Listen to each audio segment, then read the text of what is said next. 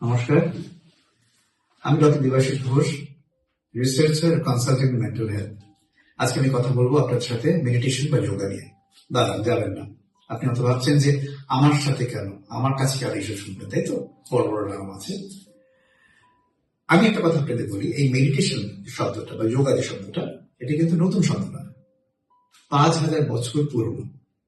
তার এই 5,000 বছরে আমরা কটা যুদ্ধ আটকাতে পেরেছি, কটা আত্মহত্যা আটকাতে পেরেছি, কটা বলাৎকার আটকাতে পেরেছি, কটা পারিবারিক অশান্তি আটকাতে পেরেছি। আর ধর্ম নিয়ে এত লড়াই, এত মারপিট, এত খুন খারাপি কটা আমরা আটকাতে পেরেছি।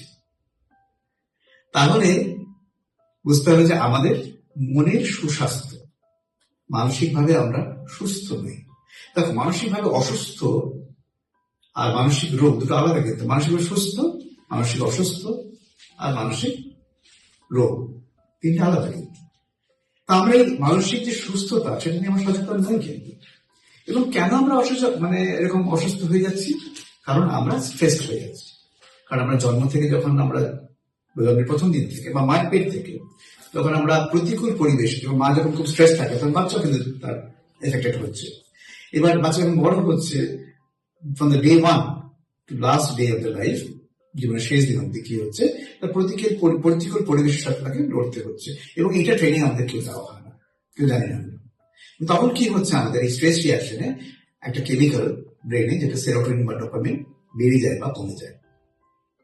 সেরোটোনিন বাড়লে ডোপামিন কমে যায়, আবার সেরোটোনিন কমে ডোপামিন বেড়ে যায়। তো যে মানুষটা রেপ করছে, যে মানুষটা খুন করছে, যে খুব ঠান্ডা মাথায় চিন্তা করি আমরা, তার ভেতরে কিন্তু ডিস্টার্বেন্স হয়ে আছে। আমরা যদি সেটা দেখছি, তাকে স্ট্যাম্প করে দিচ্ছি ক্রিমিনাল। যদি একটু ভেতরে গিয়ে দেখি, দেখবো যে তার ডিস্টার্বেন্সটা ওখানে আছে। এবং এখন এটাকে টেস্ট করা যায় ল্যাবরেটরিতে, যেরকম টেস্ট আমরা থাইরয়েড টেস্ট করি বা ব্লাড সুগার টেস্ট করি। এবং এটার প্রপার ওষুধও আছে, যখন আমি মানসিকভাবে সুস্থ হব। এবং আমি সুস্থ হলে কি হবে, আমার যে পরিবেশ, আমার সমাজ, আমার দেশ, আমার পৃথিবী সুস্থ হবে, শান্ত হবে, তাই তো? তো শুরু হচ্ছে কিন্তু এখান থেকে। এবার এই মানসিক সুস্থতা যদি আমরা অ্যাটেন্ড করতে পারি, যদি আমরা নিতে পারি, তাহলে কিন্তু সমাজ অনেকটা সুস্থ সমাজ একটা আমরা পাবো। তারপরে আসছে আধ্যাত্মিকতা। সেখান থেকে কজন আধ্যাত্মিকতায় যাবে ইন্টারেস্টেড, তাদের ব্যাপার। তো প্রথম বেসিক স্টেজ হচ্ছে যে mental health, good mental health. এটি নিয়ে আমরা সচেতন নই।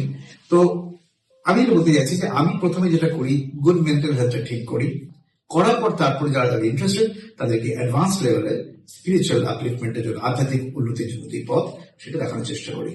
তো আপনারা যদি ইন্টারেস্টেড থাকেন, আমার সাথে কন্ট্যাক্ট করবেন। নমস্কার।